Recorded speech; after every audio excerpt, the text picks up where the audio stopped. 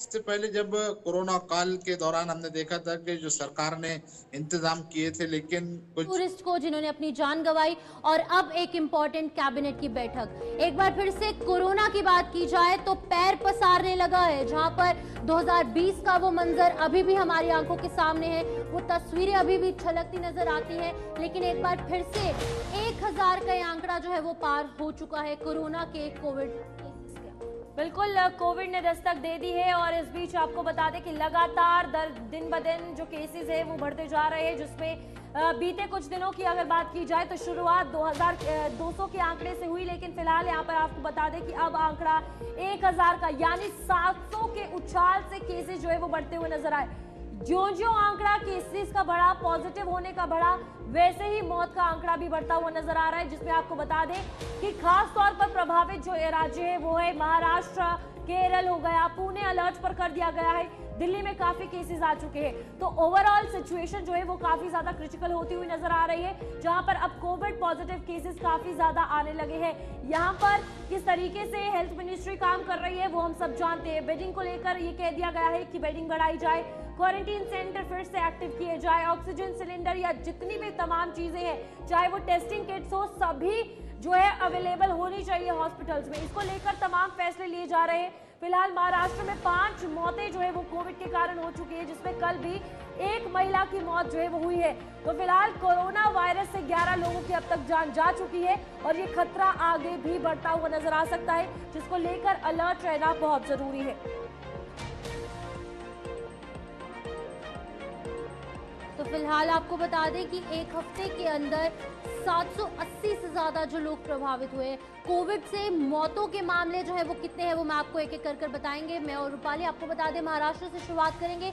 5 मौतें अभी तक हुई हैं, 210 एक्टिव केसेस इस टाइम पर वहां पर दर्ज किए जा रहे हैं। केरल में 2 मौतें हो चुकी हैं और 430 एक्टिव केसेस इस वक्त वहां पर देखे जा रहे हैं कोविड के। बिल्कुल, राजस्थान के हवाले से बात की जाए तो 2 मौतें हुई हैं वहां पर और 13 एक्टिव केसेस जिस टाइम पर हम आपको जानकारी दे रहे हैं, तो 13 लोगों का इलाज जो है अभी फिलहाल चल रहा है। कर्नाटका में 1 की मौत हुई है और 80 एक्टिव केसेस है और जाहिर सी बात है ये बढ़ते हुए नजर आ रहे हैं दिन ब दिन। एक हफ्ते में 700 का उछाल आना बहुत बड़ी बात है और इसमें अब सतर्क रहना और बड़ा चैलेंज हो चुका है। और ये भी नहीं भूलना है कि बेशक आप वैक्सीनेटेड हो, उसके बावजूद भी प्रिकॉशनरी मेजर्स लेना बहुत ज्यादा जरूरी है। जो गाइडलाइंस पहले थी वही रहेंगी, लेकिन आप उसको फॉलो करें। हेल्थ मिनिस्ट्री भी यही रिक्वेस्ट करती हुई नजर आ रही है। तो बिल्कुल एसओपीज का पालन करना, वो गाइडलाइंस जो है वो अभी भी हमें याद है किस तरीके से हमको जो है वो थोड़ा सा आइसोलेटेड प्लेसेस पर रहना है। लेकिन रूपाली, एक चीज बहुत ज्यादा इंपॉर्टेंट है, लोगों को पैनिक नहीं होना है। अगर नॉर्मल खांसी, जुकाम, बुखार जैसे लक्षण देखे जा रहे हैं तो आपको नॉर्मल अपना कोविड टेस्ट करवाना है। कुछ लोगों का हमने देखा था कि उन्होंने दिल और दिमाग पर ये बात इतनी ज्यादा ले ली थी कि 2020 में कई लोगों की मौत इस वजह से भी हुई थी, क्योंकि उनको डर इतना सताने लगा था कोविड जैसी बीमारी को लेकर। लेकिन अभी फिलहाल सबसे ज्यादा मामले जो है वो केरला में सामने आ रहे हैं और सबसे पहला मामला 2020 में भी एक लड़की का सामने आया था केरला में, जब उसकी ट्रैवल हिस्ट्री थी वो चाइना गई थी। और इस बार भी केरला सबसे ज्यादा प्रभावित राज्य जो है इस टाइम पर बना हुआ है। मौतें भी वहां पर ज्यादा हो रही हैं, सबसे ज्यादा मामले इस टाइम केरला में ही सामने आ रहे हैं। लेकिन दिल्ली भी प्रभावित है, हरियाणा भी प्रभावित है, राजस्थान, गुजरात, कर्नाटका, उसी के साथ साथ महाराष्ट्र, ये तमाम वो इलाके हैं जो प्रभावित हैं।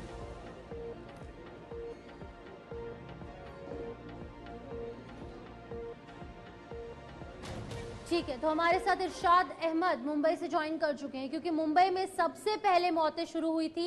इरशाद, आपसे जानकारी लेना चाहूंगी, पहले जो है वो आंकड़ा 2 का था, लेकिन अब महाराष्ट्र में आंकड़ा 5 का हो चुका है। लोगों की मौत हो रही है, लोगों की जाने जा रही है। हेल्थ मिनिस्ट्री और खास तौर पर नवनिर्वाचित सरकार ने किस तरीके से तैयारियां की हैं कोविड को लेकर?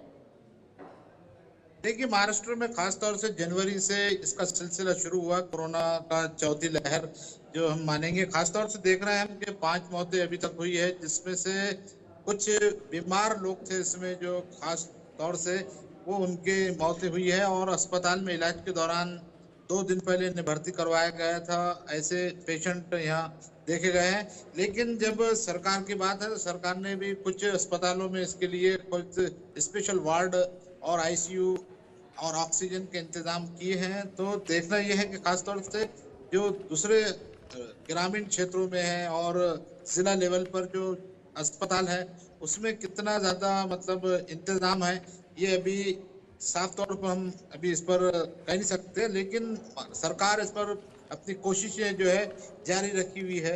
और फिलहाल महाराष्ट्र में अभी जो है बढ़ते हुए पेशेंट जो है देखे जा रहे हैं। यहाँ पर उनका हेल्थ जो मिनिस्ट्री ने तो ये निर्देश दे दिए हैं कि बेडिंग बढ़ा दी जाए, टेस्टिंग किट्स बढ़ा दी जाए। हॉस्पिटल्स में अवेलेबिलिटी है उन चीज़ों की, क्योंकि एन मौके पर ये देखने को मिलता है कि जब पेशेंट्स की भरमार वहां पर हो जाती है तो हॉस्पिटल में जितनी भी फैसिलिटीज है वो ठप हो जाती है। हाँ, खास तौर से इससे पहले जब कोरोना काल के दौरान हमने देखा था कि जो सरकार ने इंतजाम किए थे, लेकिन कुछ अस्पतालों में ऑक्सीजन की कमी जा रही थी। लेकिन अब जब इसकी शुरुआत हुई तो पहले से इसके इंतजाम पूरी तरह से जो है आदेश दिए गए हैं और इस पर इंतजाम करना शुरू है।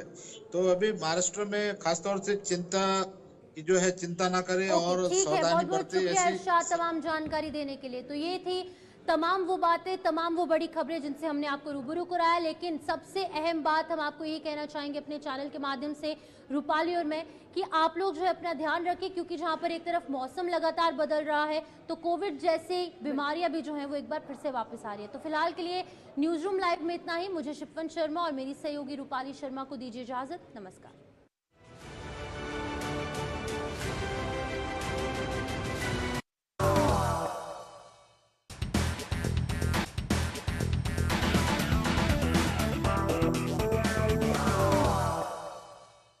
सियासी उठापटक, सियासी दांवपेच, विपक्ष का वार, सत्ता पक्ष का पलटवार, जनता का विरोध, विपक्ष का गतिरोध। बात सरकार की, बात समाज की, बात आपकी, बात भारत की।